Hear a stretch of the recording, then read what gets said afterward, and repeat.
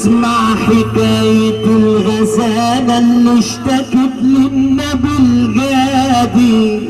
صباح الفل. انا هحكي حكاية الغزالة اللي اشتكت للنبي الجادي.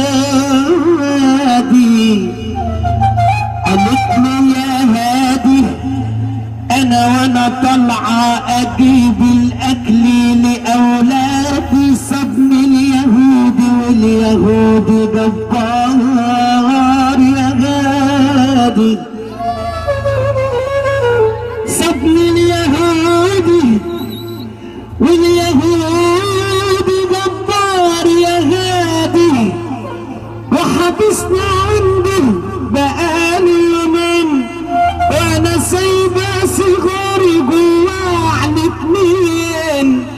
قالت لي اضمني عنده يا هادي وانا ارجع لي بعد يومين. ردي وقال لي هادي قال لي اليهودي اترك الغزاله وانا اضمنها لك تجيلك بعد يومين. شوف اليهودي من دهله ما هو اصله ما يعرفش سيدنا النبي الهادي. قال له ده رزقي ورزق اولادي يا غادي. ربي وقال لي غادي اترك الغزاله وانا اضمنها لك تجيلك بعد يومين. ترك اليهود الغزاله رجعت لاولادها بتبكي.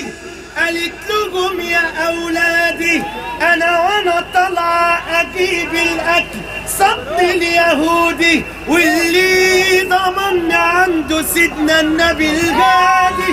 شوف رد اولادها كان ايه. قالوا لها لا بالك علينا حرام لما توفي الدين اللي امرك بالنبي الهادي.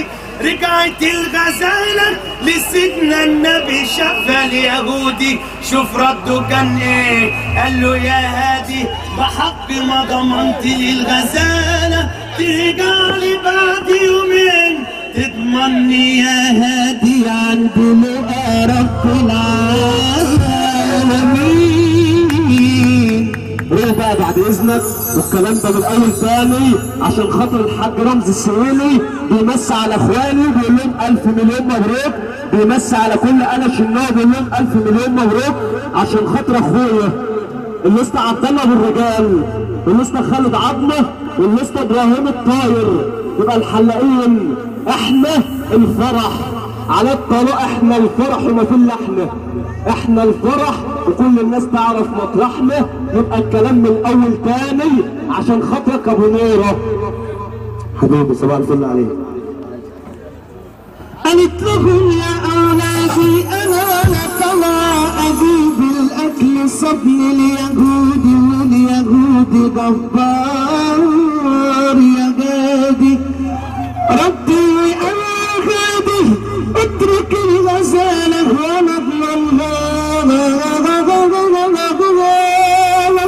تجيلك بعد يومين. شوف رد اليهودي كان ايه. قال لي يا هادي بحق ما ضمنت للغزاله ترجع لي بعد يومين. تضمني يا هادي عند لقى رب العالمين. والنبي اللي يحب سيدنا النبي يسمعنا سقفه زي ما احنا حمصه. اللي فرحان يرفع ايده فوق ويسمعنا سقفه. احلى رجاله في الدنيا. نسمع نجم مصر دكتور محمد مصطفى ونسمع الناس ونعيش والكلام ده. اترقص العريس تبعتوه. لا حكم هنا بقى في الوسع. اطلع عريس العروسه ونشوف حبايبنا. عريس عريس وكتب فينا زي الليلات في الليلاتي وانا تفكر بمواعيدك. اسمع اللي مزاجه حلو يرفع ايده لفوق. بودع ارفع